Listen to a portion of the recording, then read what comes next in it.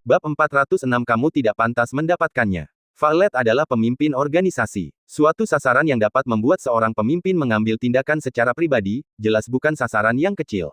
Fang Yu awalnya mengira target Valet adalah Ares, tetapi dia tidak menyangka itu adalah Apollo muda. Namun, kekuatan ilahi yang terpancar dari Apollo memang lebih kuat dan lebih murni daripada kekuatan saudaranya Ares. Mungkinkah Valet juga menyadari keberadaan kekuatan suci? Ketika Apollo melihat Fang Yu tidak menjawabnya dan masih menatapnya dengan pandangan aneh, dia merasa tidak nyaman dan wajah mudanya memerah. Sebagai pangeran kecil keluarga kerajaan Nordik, ia dilahirkan dengan kunci emas di mulutnya, dan setiap orang yang melihatnya memperlakukannya seperti seorang kaisar. Tetapi Fang Yu yang ditemuinya malam ini tidak hanya terus menatapnya, tetapi juga tidak menjawab pertanyaannya. Kasar sekali, tidak berbudaya sekali, dia menentang keluarga kerajaan Nord. Semakin Apollo memikirkannya, semakin marah dia, kemarahan terlihat jelas di wajahnya. Aku memberimu satu kesempatan terakhir. Segera alihkan pandanganmu dan minta maaf padaku. Apollo meninggikan suaranya, nadanya tinggi. Para tamu yang berada di dekatnya mendengar suara Apollo dan menoleh untuk melihat ke meja prasmanan. Melihat Apollo melotot ke arah Fang Yu, para tamu tampak terkejut, yang lalu dengan cepat berubah menjadi ejekan. Anak siapakah ini? Beraninya dia membuat marah Pangeran Apollo. Meskipun Apollo masih anak-anak, ia adalah pangeran kecil keluarga kerajaan Nordik. Ia sangat dicintai oleh Pangeran Joyce. Dengan identitas ini, Apollo bukan lagi anak biasa. Konsekuensi membuatnya marah sungguh mengerikan. Meskipun mereka yang dapat berpartisipasi dalam pertemuan pertukaran malam ini akan memiliki latar belakang keluarga yang baik. Tapi ini hanya Huaibei, hanya ibu kota selatan. Tidak peduli seberapa kuatnya sebuah keluarga di Huaibei, sulit untuk bersaing dengan keluarga kerajaan di Eropa yang telah diwariskan selama ribuan tahun. Singkatnya, pemuda ini dalam masalah, dari manapun dia berasal. Minta maaf padaku, kata Apollo dengan mata merah. Fang Yu bersikap seolah-olah dia tidak mendengar kata-kata Apollo dan terus memakan kue sambil menundukkan kepala. Apollo menatap Fang Yu, tubuh kecilnya sedikit gemetar, dan dia jelas sangat marah. Hei, anak muda, cepatlah minta maaf. Keadaan akan menjadi tidak dapat diperbaiki jika kamu menunggu. Seorang tamu di belakang Fang Yu menasihati. Ledakan. Apollo membanting meja, meraih sendok di tangannya dan menunjuk ke wajah Fang Yu. Pada saat ini, matanya merah dan garang, dan wajahnya yang awalnya tampan dan imut berubah sangat parah. Ketika dia marah, dia tampak lebih menakutkan daripada kebanyakan orang dewasa, dan dia sama sekali tidak tampak seperti anak berusia 10 tahun. Ini sudah berakhir. Orang ini keras kepala sekali. Buat apa repot-repot minta maaf? Benar sekali. Saat Pangeran Ares datang nanti, tidak ada gunanya bahkan jika anak ini berlutut untuk meminta maaf. Itulah yang pantas dia dapatkan. Dia bahkan tidak mempertimbangkan identitas pihak lain. Dia pantas mati. Semakin banyak tamu yang menyadari situasi Apollo dan mulai berbicara dengan suara pelan. Pada saat ini, Ares yang berada lebih jauh juga menyadari bahwa ada sesuatu yang salah. Dia menoleh untuk melihat ke arah kerumunan yang berkumpul, dan melihat Apollo yang marah dan Fang Yu yang tenang, alisnya pun mengernyit. Nona Luo, saudaraku tampaknya sedang dalam masalah. Aku harus pergi ke sana untuk melihatnya. Permisi. Ares tersenyum dan berbalik untuk berjalan menuju meja prasmanan. Luo Si menoleh dan melihat Fang Yu dan Apollo yang sangat marah sekilas. Ini, oh tidak. Luo Si menyadari apa yang terjadi, wajahnya berubah, dan dia berjalan maju dengan cepat. Lin Xuan yang sedang mengobrol dan tertawa dengan seorang gadis kaya, juga melihat konflik antara Fang Yu dan pangeran kecil dan mengerutkan kening. Dia melihat sekelilingnya, namun tidak menemukan Qin Lang di aula. Qin Lang tampaknya naik ke atas untuk membicarakan sesuatu dengan seseorang. Ini akan sulit. Mata Lin Xuan berbinar, dan setelah memikirkannya, dia bergerak maju. Segera, fokus seluruh aula tertuju pada Fang Yu dan Apollo. Bos, apakah Fang Yu akan mengganggu tindakan kita? Rhodes bertanya dengan suara berat dan ekspresi tidak senang di wajahnya. Tidak, kalau dia mau ikut campur, tidak perlu melakukan itu. Kita tunggu saja, kata Valet dengan tenang. Apollo memegang sendok perak dan mengarahkannya langsung ke Fang Yu, wajahnya garang dan gemetar karena marah. Fang Yu melirik Apollo dan senyum muncul di bibirnya. Apollo ini, betapapun kekuatan ilahiyahnya, hanya penampilannya saja yang tidak normal. Bagaimana mungkin seorang anak memiliki tatapan mata yang begitu ganas? Bagaimana mungkin seorang anak memancarkan niat membunuh setiap saat? Menarik. Fang Yu mengangkat kepalanya, menatap Apollo, dan berkata dalam bahasa Inggris, aku tidak akan meminta maaf, apa yang bisa kau lakukan padaku? Mendengar hal itu, keganasan di mata Apollo semakin nyata dan napasnya semakin berat. Sendok perak di tangannya benar-benar bengkok karena genggamannya. Kekuatan cengkeraman macam apa ini? Bagi anak sekecil itu, hal itu mustahil. Kau, jangan memaksaku. Apollo melompat dari kursinya dan berjalan menuju Fang Yu. Di tengah perjalanannya, dia tiba-tiba berhenti, berbalik dan berjalan ke meja di sebelahnya, di mana berbagai peralatan makan diletakkan. Apollo mengeluarkan pisau meja, menunjukkan senyum dingin di wajahnya, dan berjalan menuju Fang Yu lagi. Melihat kejadian ini, para tamu yang ada di sana merasa kedinginan. Pangeran Apollo ini, yang masih sangat muda, membuat mereka merasa tercekik dan ketakutan. Sungguh momentum yang mengerikan. Apollo menggenggam pisau makannya erat-erat, berjalan di depan Fang Yu, mengangkat kepalanya dan menatap Fang Yu. Kau ingin? Fang Yu hendak berbicara. Pada saat ini, Apollo tiba-tiba menyeringai, mengepalkan pisau, dan menusuk perut Fang Yu. Ini tak terduga dan dahsyat. Kebanyakan orang tidak dapat bereaksi sama sekali. Faktanya, Fang Yu tidak bereaksi sama sekali. Meskipun pisau meja tidak setajam belati biasa, tetap saja itu pisau. Melihat pisau itu hendak menusuk perut Fang Yu tetap melahap kue di piring, sama sekali tidak ada niat untuk menghindar. Ah! Banyak wanita berteriak dan memalingkan muka, tidak rela melihat pemandangan bercak darah. Sebaliknya, para pria menyaksikan pemandangan ini dengan mata terbuka lebar. Mereka semua tahu bahwa Apollo memiliki status bangsawan dan pemarah. Tetapi mereka tidak pernah membayangkan bahwa Apollo berani melakukan hal ini di siang bolong. Luosi melangkah maju dengan cepat dan kebetulan melihat pisau makan hendak menusuk perut Fang Yu. Tuan Fang, wajah Luosi berubah drastis dan dia berseru kaget. Ledakan. Detik berikutnya, terdengar suara keras, seperti dua potong logam saling bertabrakan. Pisau makan di tangan Apollo, setelah menusuk perut Fang Yu, bukan saja tidak menusuk lebih dalam, tetapi bilahnya malah patah. Melihat kejadian itu, terdengarlah suara seru dari mana-mana. Apa yang terjadi? Kok bisa waktu pisaunya kena daging, malah patah sih? Apakah pemuda ini memiliki pelat baja di perutnya? Semua orang menatap Fang Yu dengan tatapan ngeri. Pisau makan yang patah itu terbang dan menggores punggung tangan Apollo, dan retakan pun segera muncul pada kulit halus itu. Tetapi darah yang mengalir keluar dari celah itu membuat mata Fang Yu sedikit berubah. Tidak seperti darah merah manusia normal, darah Apollo berwarna putih keperakan. Darah putih keperakan. Fang Yu menyipitkan matanya sedikit. Ledakan. Pada saat ini, momentum yang sangat kuat meledak di dekatnya. Sosok itu berjalan keluar dari kerumunan, berjalan cepat ke Apollo dan berjongkok. Apa yang terjadi? Tanya Ares dengan tatapan dingin. Setelah Ares muncul, ekspresi Apollo menjadi sangat tenang. Dia menundukkan kepala, menatap punggung tangan kanannya yang tergores dan berdarah, mengerutkan kening, lalu segera mengusapnya dengan tangan kirinya. Cahaya putih samar muncul. 2 detik kemudian, Apollo menarik tangan kirinya, dan luka di punggung tangan kanannya menghilang. Kemampuan penyembuhan diri yang sangat kuat. Fang Yu memperhatikan ini dan mengangkat alisnya sedikit. Aku tidak ingin melihatnya lagi. Apollo mengangkat kepalanya, menunjuk Fang Yu dan berkata. Ares mengangguk sedikit dan berdiri. Dia menatap Fang Yu, dan tidak ada kemarahan atau emosi lain di mata kuningnya.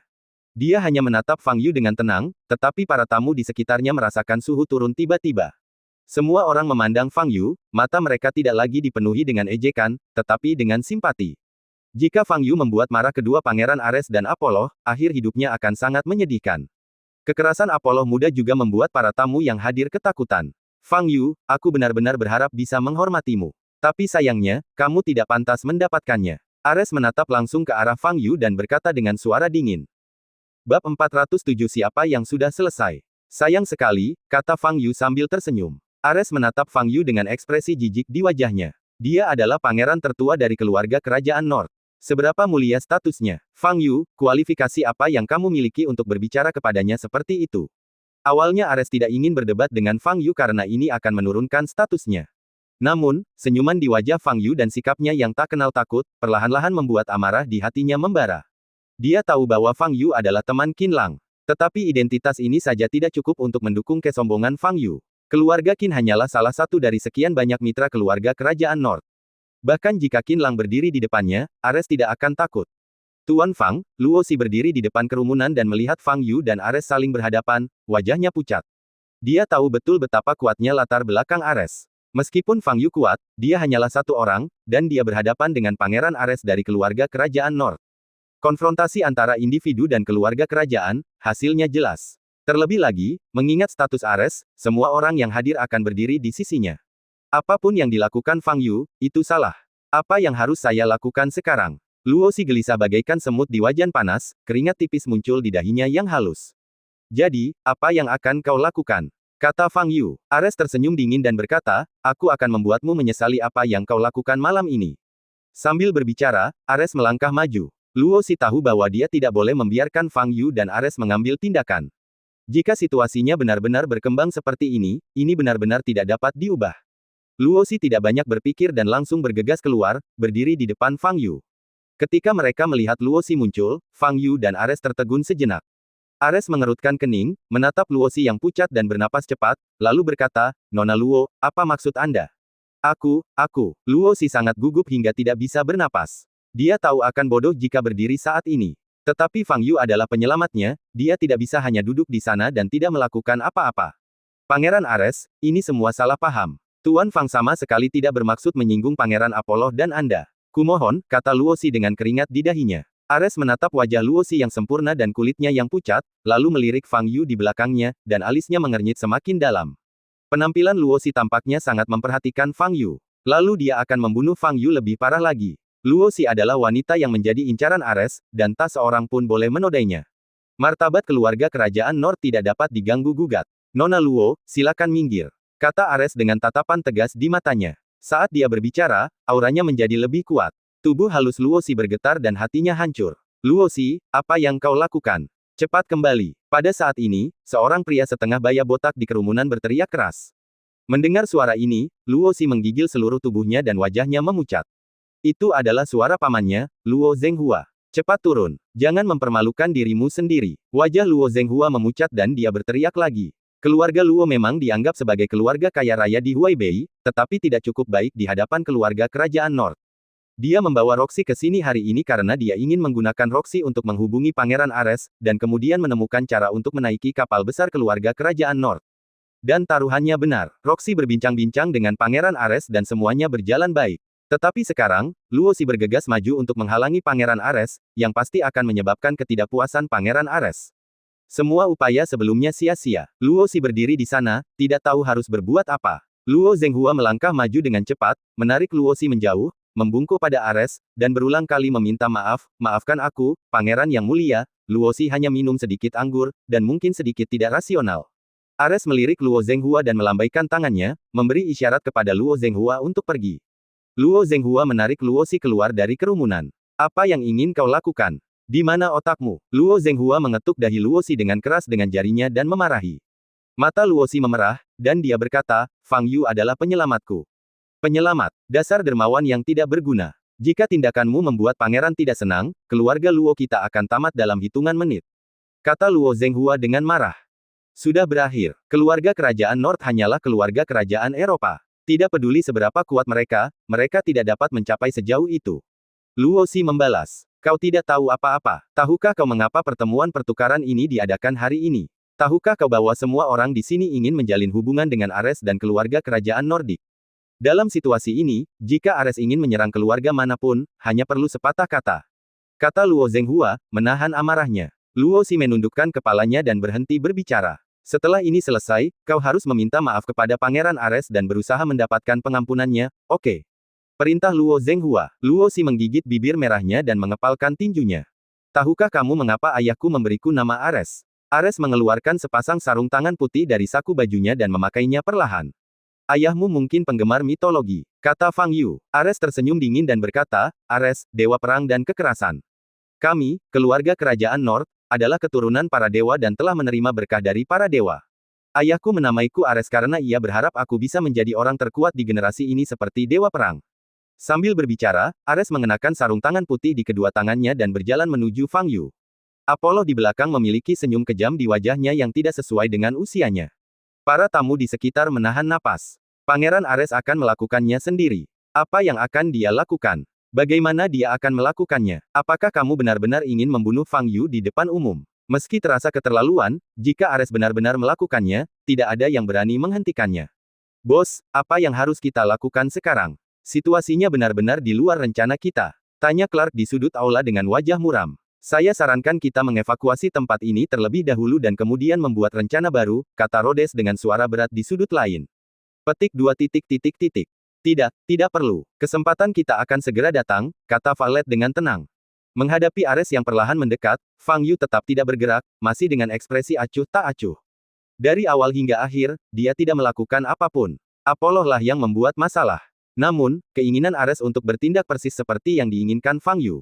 Dia juga ingin melihat tingkat orang-orang yang memancarkan kekuatan ilahi dan mengaku sebagai keturunan dewa. Pangeran Ares, mohon pikir dua kali.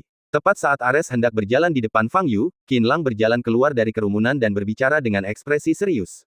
Akhirnya sampai. Ares menatap Qin Lang, tersenyum, dan berkata, Tuan Qin, saya tahu Anda akan maju untuk menghentikannya. Wajah Qin Lang berubah dan dia ingin berbicara. Tapi kesabaranku sudah mencapai batasnya. Fang Yu, kau tidak bisa menyelamatkanku. Jika kau ingin menghentikanku, lakukan saja, kata Ares sambil tersenyum lebar. Qin Lang melihat ekspresi Ares dan tahu bahwa tidak ada gunanya mengatakan lebih banyak lagi. Dia menatap Fang Yu lagi, hanya untuk melihat bahwa Fang Yu tampak santai. Sehat, Qin Lang mendesah. Dia keluar untuk menghentikannya, bukan untuk melindungi Fang Yu. Sebaliknya, dia hanya ingin melindungi Ares. Ia tahu bahwa jika perkelahian benar-benar terjadi, hal terbaik yang bisa terjadi pada Ares adalah ia akan terluka parah. Ini bukan kabar baik bagi keluarga Qin yang ingin bekerja sama dengan keluarga kerajaan Nord di masa depan. Namun, karena Arnold agresif dan tidak mau mundur, Qin Lang tidak bisa berkata apa-apa. Dibandingkan dengan keluarga kerajaan Nord, Fang Yu adalah orang yang lebih penting. Baiklah kalau begitu, aku akan mundur. Qin Lang mengangkat tangannya, tampak tak berdaya, dan melangkah mundur.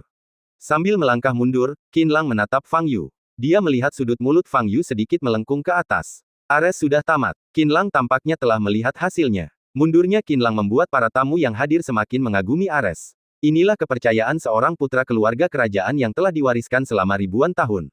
Dia bahkan tidak memberi muka pada tuan muda keluarga Qin. Sebaliknya, tuan muda keluarga Qin terpaksa mundur karena momentumnya dan tidak berani mengatakan sepatah kata pun. Momentumnya begitu kuat. Banyak orang telah bertekad bahwa tidak peduli seberapa rendah status mereka, mereka harus berhubungan dengan Pangeran Ares dan berpegang teguh pada keluarga kerajaan Nord. Ares berjalan hingga jarak setengah meter dari Fang Yu, mengangkat tangan kanannya yang mengenakan sarung tangan putih, dan hendak berbicara. Pada saat ini, Fang Yu tiba-tiba mengangkat kakinya. Pelurunya begitu cepat sehingga Ares tidak punya cara untuk bereaksi. Ledakan. Terdengar suara keras, Ares mengerang kesakitan, lalu terjatuh. Waktunya telah tiba, bertindak sekarang. Pada saat yang sama, Valet tampak tegas dan memberi perintah. Dimengerti. Rhodes dan Clark menyetujui pada saat yang sama. Detik berikutnya, aliran listrik ke seluruh restoran tiba-tiba padam dan semua lampu padam. Seluruh aula menjadi gelap dalam sekejap. Bab 408 Ares yang putus asa. Aula itu tiba-tiba menjadi gelap, menyebabkan orang-orang berseru kaget. Apa yang terjadi? Apa yang terjadi? Seorang tamu berteriak panik. Banyak wanita berteriak. Situasi di seluruh aula cukup kacau. Dalam keadaan normal, pemadaman listrik semacam ini tidak akan membuat orang-orang ini begitu panik. Namun kali ini berbeda. Akibat konflik antara Ares dan Fang Yu, suasana di seluruh aula menjadi dingin. Dan di saat-saat terakhir sebelum listrik padam, adegan di mana Fang Yu menendang Ares membuat semua orang menggigil ketakutan. Dalam kepanikan, banyak tamu mengeluarkan ponsel mereka dan menyalakan fungsi senter. Tak lama kemudian, sorotan cahaya muncul di seluruh aula. Jangan panik, semuanya. Kami telah mengirim staf untuk menyelidiki penyebab pemadaman listrik.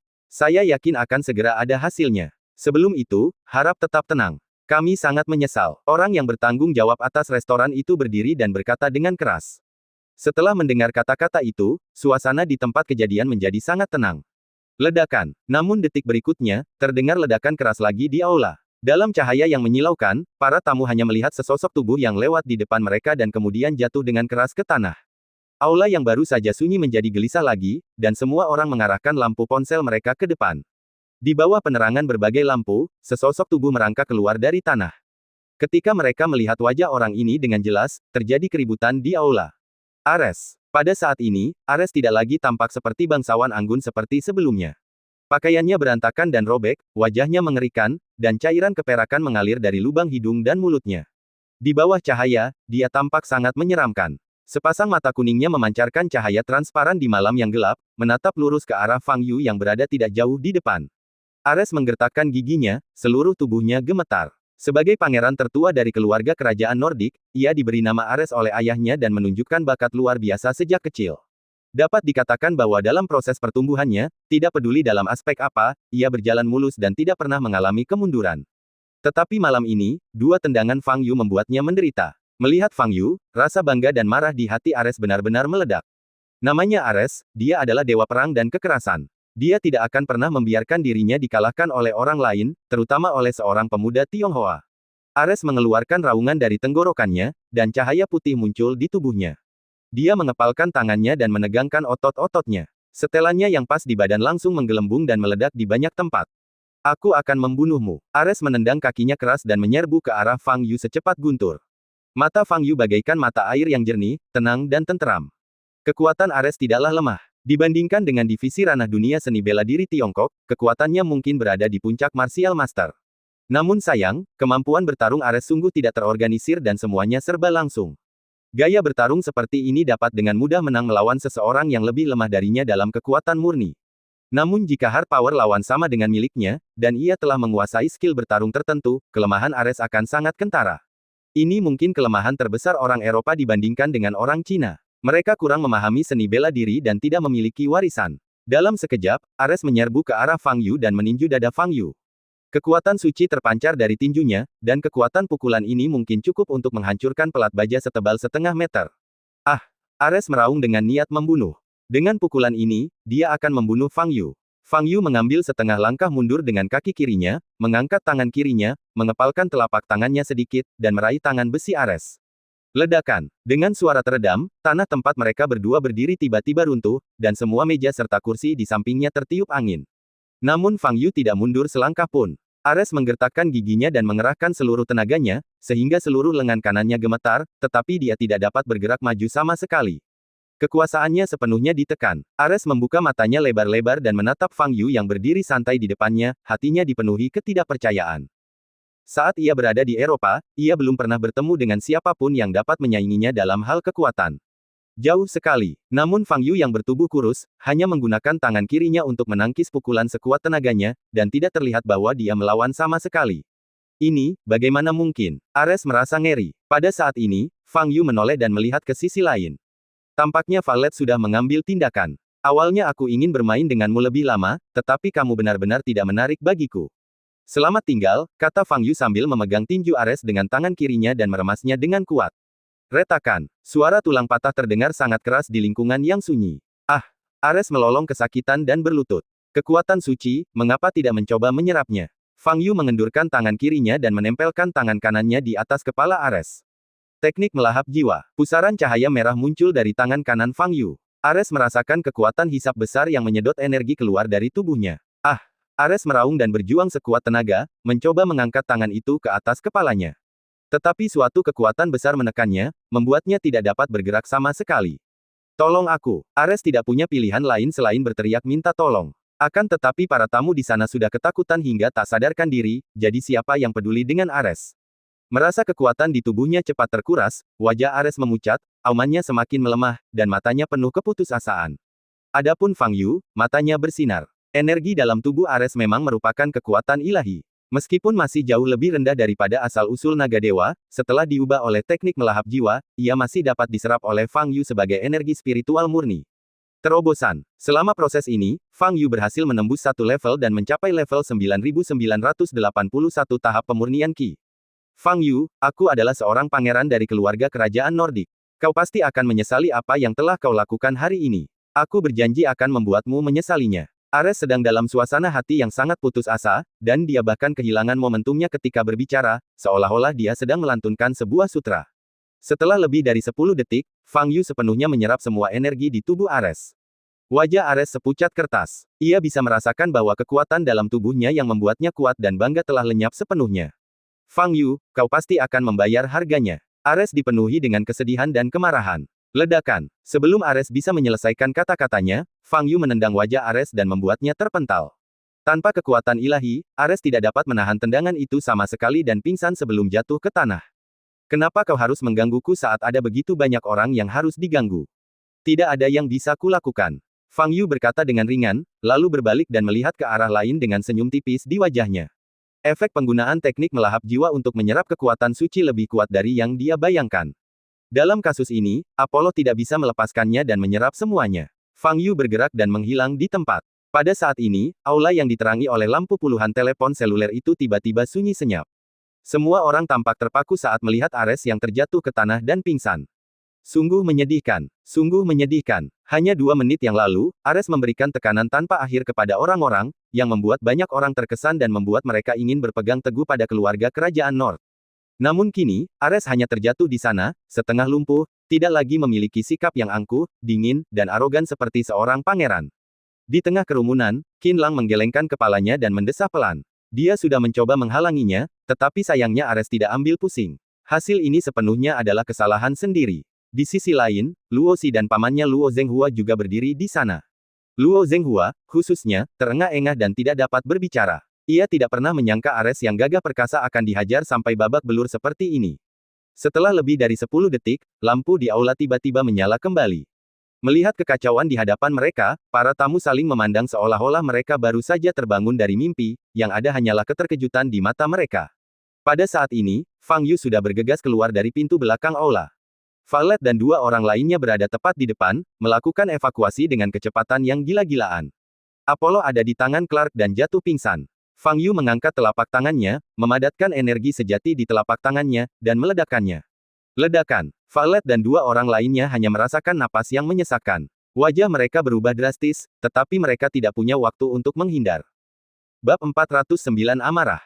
Tanah di bawah kaki Clark meledak dan dia terpental. Dan Apollo yang ada dalam pelukannya pun terlepas pula dari tangannya. Seluruh tubuh Valet bersinar dengan cahaya ungu, dan energi kristal di tubuhnya meledak. Dia bergegas ke Apollo dan menangkapnya. Kemudian, Valet berbalik dan melihat sosok Fang Yu yang berjarak puluhan meter, dan hatinya pun hancur.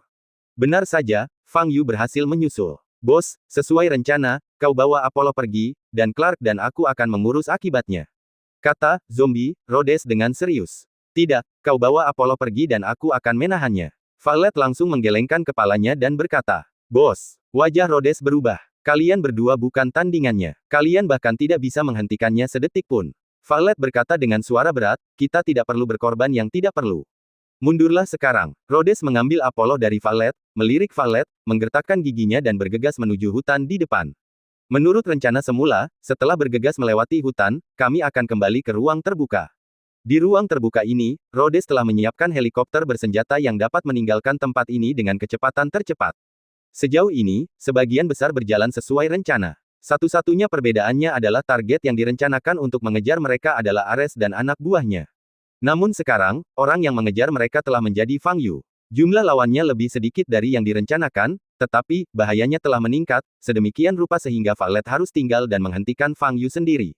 Clark, ikuti aku segera. Rhodes memanggil melalui headset Bluetooth. Tapi bos, Clark baru saja merangkak dari tanah, wajahnya berlumuran darah dan rasa sakit di setiap tulang di tubuhnya. Untungnya pukulan itu tidak mengenai dia secara langsung, kalau tidak dia tidak akan mampu berdiri lagi. Bos, kita akan menemukan jalannya. Ayo, berhenti bicara omong kosong, kata Rhodes dengan suara berat. Clark memandang Valet, yang sudah bergegas menuju Fang Yu. Bos, sialan. Clark merasa kesal, tetapi dia tidak punya pilihan selain berbalik dan bergegas menuju hutan. Saya pikir Anda dapat dipercaya. Dalam sekejap, Valet bergegas di depan Fang Yu, dengan cahaya ungu yang menyilaukan di sekujur tubuhnya. Apa maksudmu dengan pujian? Kurasa aku belum pernah menjanjikan apapun padamu, kata Fang Yu. Valet melayang di udara dan berkata dengan tenang, aku tidak mengerti. Apollo baru saja menusukmu. Kenapa kau menyelamatkannya? Siapa bilang aku ingin menyelamatkannya? Dia hanya punya sesuatu yang aku butuhkan, kata Fang Yu. Hati Valet hancur ketika mendengar ini. Mungkinkah Fang Yu juga menemukan rahasia Apollo? Ekspresi Valet berubah, dan setelah berpikir sejenak, dia berkata, pria kuat sepertimu seharusnya tidak membutuhkan apapun, kan? Siapa yang bilang begitu? Kultivasiku masih sangat rendah, dan masih banyak yang harus kulakukan. Fang Yu mengangkat alisnya dan berkata, asalkan kau memberikan Apollo kepadaku, aku bisa memberimu harga yang tinggi. Kau boleh membayar berapapun yang kau mau, kata Valet lagi. Meskipun aku mengejar banyak hal, uang bukanlah salah satunya. Fang Yu tersenyum dan berkata, lagi pula, taktik menunda-nunda yang kamu lakukan sangat rendah, dan siapapun dapat melihatnya. Selagi dia bicara, Fang Yu mengulurkan telapak tangan kanannya dan menekannya ke depan. Ledakan. Hutan di belakang Valet meledak dengan suara gemuruh. Kemudian, Fang Yu menendang kakinya. Ledakan. Tanah tiba-tiba retak, dan pada saat yang sama Fang Yu terlempar ke arah hutan di depannya, sosoknya secepat kilat. Wajah Valet berubah drastis, dan dia segera berbalik dan mengejar Fang Yu dengan cepat. Fang Yu tiba di hutan, dan di depannya ada lekukan besar yang dibuat oleh telapak tangannya. Rhodes terjatuh di tengah lubang dan tidak bisa bangun. Namun Apollo tidak ada di tangannya. Suara mendesing. Pada saat ini, suara siulan datang dari belakang Fang Yu. Sebilah pedang tajam dengan cahaya merah menebas bagian belakang leher Fang Yu dengan kekuatan dahsyat. Tetapi kecepatan Fang Yu dalam berbalik berada di luar batas kognisi. Tepat sebelum pedang itu hendak menyentuh bagian belakang lehernya, Fang Yu telah berbalik dan mengangkat tangannya untuk menangkis di depannya. Retakan. Bila pedang itu menghantam telapak tangan Fang Yu dengan keras dan patah. Ekspresi Clark berubah dari puas menjadi panik dan kemudian menjadi ngeri hanya dalam sekejap. Pedang ini adalah senjata pribadinya, dan dia telah menggunakannya selama hampir 20 tahun. Banyak orang telah tewas di bawah pedang ini. Namun kini, semuanya hancur. Itu dijepit oleh Fang Yu dengan satu tangan. Ledakan. Fang Yu menarik tangannya kembali dan Clark segera ditarik ke depannya. Clark tersadar, meraung, mengeluarkan belati dari sakunya, dan menusuk perut Fang Yu. Ledakan. Fang Yu menamparkan wajah Clark. Belati di tangan Clark terlepas dari tangannya sebelum dia bisa menusuk Fang Yu. Pada saat yang sama, dia jatuh ke samping, jatuh ke tanah, matanya berputar, dan tubuhnya sedikit berkedut. Tamparan Fang Yu menghancurkan separuh wajahnya. Ledakan. Pada saat ini, Valet yang datang dari belakang meninju Fang Yu. Fang Yu melompat dan dengan mudah menghindari pukulan Valet. Valet menatap Rod dan Clark yang tergeletak di tanah, hatinya hancur dan amarahnya berkobar. Keduanya adalah bawahan paling terpercaya, tidak diragukan lagi. Tetapi sekarang, mereka semua dipukuli habis-habisan oleh Fang Yu. Ledakan. Terdengar ledakan keras dari tubuh Valet, dan cahaya ungu yang keluar dari tubuhnya menjadi semakin menyilaukan. Dia melepaskan energi kristal secara ekstrim, 55%. Ini adalah hasil kerja keras Valet selama 2 bulan terakhir. Dia meningkatkan level kristal yang dapat diaktifkan sebanyak 5% lagi. Fang Yu. Valet melihat ke arah posisi Fang Yu. Tetapi saat ini, Fang Yu telah menghilang dari tempat itu. Hati Valet dipenuhi rasa waspada dan dia melepaskan perisai energi dari tubuhnya untuk melindungi dirinya. Memanggil. Sebuah suara halus terdengar. Di sini. Valet menoleh dan melihat ke kiri. Benar saja, sosok Fang Yu muncul dengan cepat. Valet segera mundur selangkah dan memberi jarak antara dirinya dan Fang Yu. Tetapi saat ini, Fang Yu sudah bergegas ke arahnya. Valet menggertakkan giginya, tatapan matanya tiba-tiba berubah tegas. Saat bertarung melawan orang kuat seperti Fang Yu, Anda tidak bisa menang hanya dengan menghindar. Anda hanya bisa menghadapinya secara langsung. Ledakan. Energi dalam tubuh Valet meledak sepenuhnya dan dia mengepalkan tangan kanannya. Tangan kanan langsung mengumpulkan energi yang sangat besar, dan ruang hampir tidak dapat menahannya, menyebabkan sedikit distorsi. Valet melangkah mundur dengan kaki kirinya, menginjak tanah, dan meninju Fang Yu yang menyerbu dengan tangan kanannya. Ledakan. Kejutan dan rasa sakit yang diharapkan dari benturan kedua tinju itu tidak terjadi. Namun, tanah di depan dan seluruh hutan berubah menjadi gurun tandus akibat kekuatan pukulan Valet. Valet membuka matanya, tetapi tidak melihat Fang Yu. Bagaimana mungkin? Jantung Valet tiba-tiba bergetar, dan dia tiba-tiba menyadari sesuatu. Dia hendak berbalik ketika dia merasakan sakit yang tajam di bagian belakang lehernya. Lalu, pandangannya menjadi gelap, dia kehilangan kesadaran sepenuhnya dan terjatuh ke tanah. Kenapa orang-orang ini punya kesadaran tempur yang buruk? Membosankan sekali. Fang Yu menatap Valet yang terbaring tak sadarkan diri di tanah dan menggelengkan kepalanya pelan. Di mana ini? Di mana saudaraku? Apa yang kau lakukan? Pada saat ini, sesosok tubuh berjalan keluar dari balik pohon di belakang Fang Yu. Itu Apollo. Tampaknya Apollo baru saja bangun dari koma dan tidak tahu apa yang telah terjadi sebelumnya.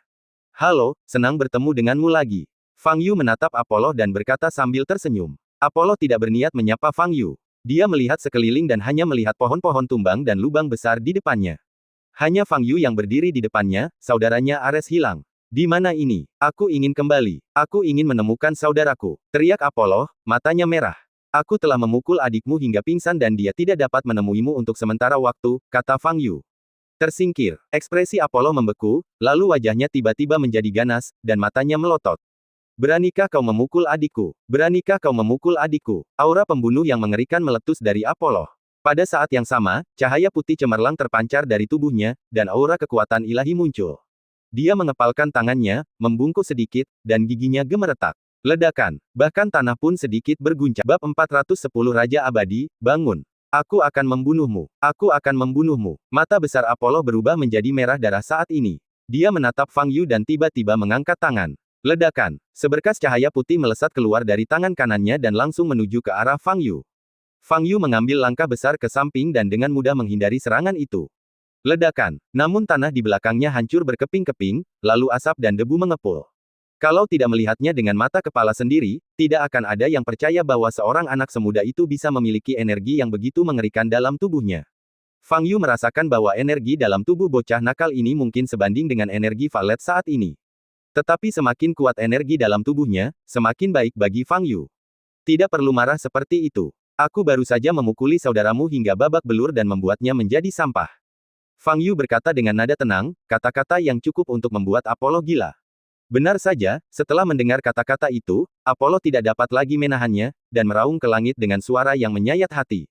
Dia menyerang posisi Fang Yu dengan panik. Emosinya terhadap Fang Yu bukan lagi hanya kemarahan, tetapi kebencian. Dia ingin memakan Fang Yu hidup-hidup. Ledakan, ledakan, ledakan. Satu demi satu, energi menghantam berbagai lokasi di hutan, menyebabkan ledakan-ledakan.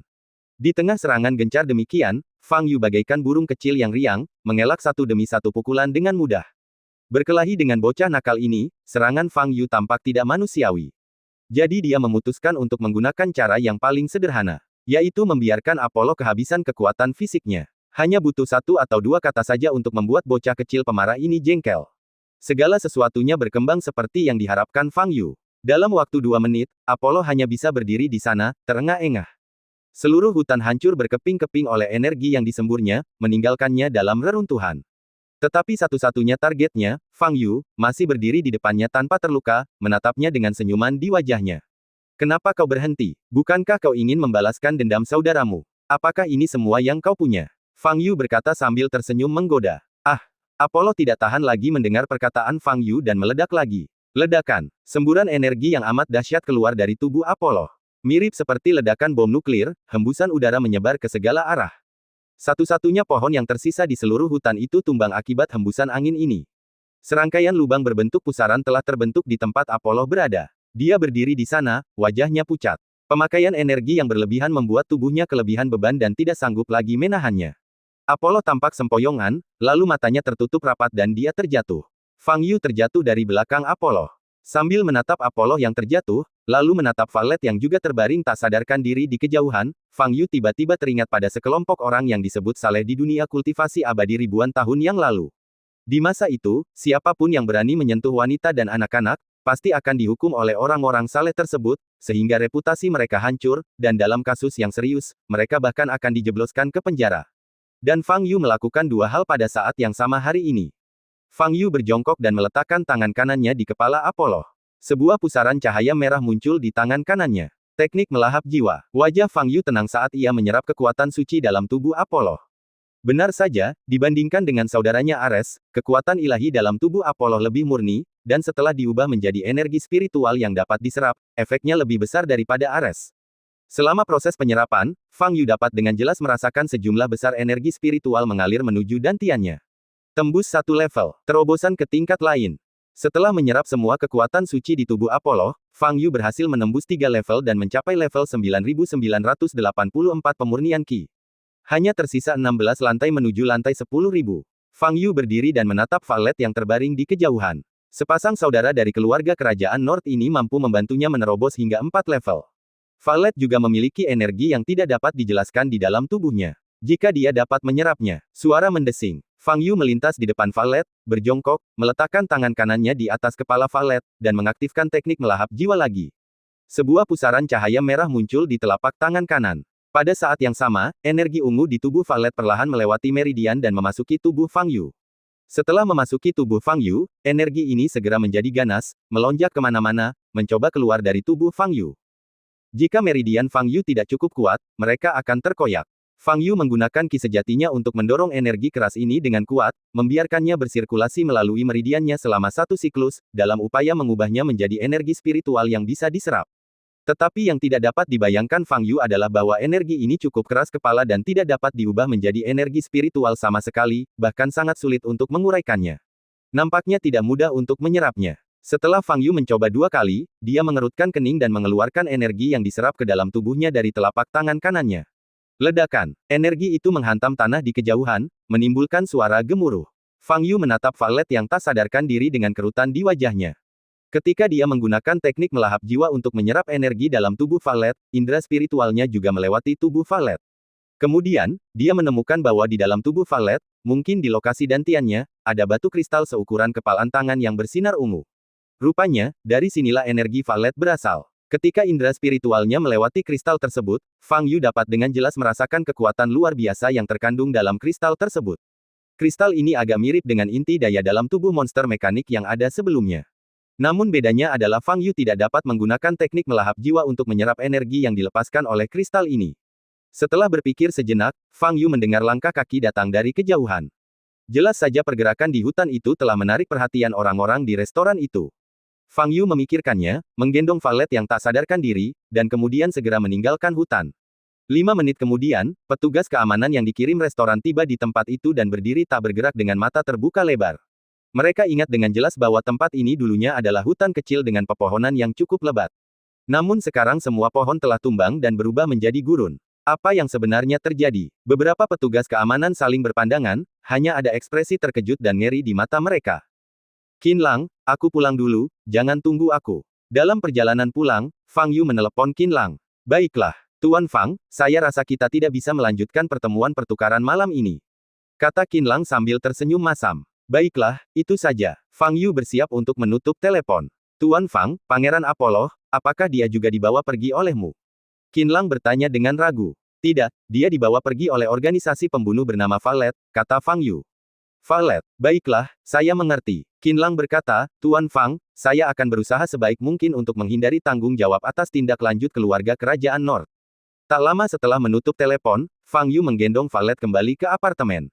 Menggendong wanita seksi itu, Fang Yu menemui banyak tatapan aneh sepanjang jalan. Namun untungnya tidak seorang pun mengira itu penculikan. Fang Yu membawa Valet kembali ke apartemen dan membaringkannya di lantai satu-satunya kamar tamu. Saat wanita ini bangun, dia mungkin akan menghancurkan rumah ini. Kita harus waspada. Fang Yu teringat pada jimat yang diperolehnya dari Taois Wuji di Pegunungan Api. Di antara jimat-jimat ini, ada satu yang disebut jimat penyegel jiwa. Selama jimat ini dilemparkan pada Valet, semua meridian di tubuhnya akan tersumbat dan dia tidak akan bisa menggunakan energi di tubuhnya. Fang Yu melafalkan mantra lalu menempelkan jimat penyegel jiwa di dahi Valet. Wow, saat Fu Di menyentuh tubuh Valet, kilatan api muncul dan berubah menjadi cahaya putih yang masuk ke tubuh Valet. Dengan cara itu, Anda sudah selesai. Fang Yu hendak berdiri, tetapi setelah berpikir sejenak, dia mengarahkan jarinya ke dahi Ziluolan, meninggalkan bekas di jiwanya. Setelah itu, jika Fang Yu ingin menyingkirkan Valet, ia hanya perlu mengaktifkan tanda ini untuk menghancurkan jiwa Valet sepenuhnya. Setelah melakukan dua hal ini, Fang Yu mengeluarkan tali dan mengikat tangan dan kaki Valet dengan erat. Dengan cara ini, Valet diculik sepenuhnya. Selanjutnya, Fang Yu perlahan-lahan dapat mempelajari kristal di tubuhnya dan cara mengubah energi ini. Jauh di bawah tanah, Yan Yao dan berbagai makhluk abadi yang tampak aneh berlutut bersama di depan gua dengan ekspresi yang sangat saleh. Mereka sedang menunggu Raja Abadi untuk bangkit. Setelah memasukkan jantung yang dihidupkan kembali itu kembali ke dalam tubuhnya, Sang Raja Abadi mengalami koma. Sekarang, waktunya hampir bangun. Seluruh ruang bawah tanah berubah menjadi sunyi senyap, begitu sunyinya sampai-sampai orang bisa mendengar suara jarum jatuh. Semua makhluk hidup menantikan saat itu tiba. Gemerincing. Sebuah suara terdengar dari dalam gua. Semua makhluk hidup segera mengangkat kepalanya dan melihat ke arah gua. Gua yang kedalamannya tidak diketahui itu masih gelap gulita. Tetapi semua makhluk abadi tahu bahwa raja mereka akan segera bangun. Yan Yao begitu bersemangat hingga dia berdiri, menatap gua di depannya, dan berkata dengan gemetar, Raja. Retakan. Dua sinar merah yang menakutkan tiba-tiba keluar dari gua yang gelap. Yan Yao dan semua makhluk hidup segera berlutut. Raja abadi tertinggi telah terbangun sepenuhnya.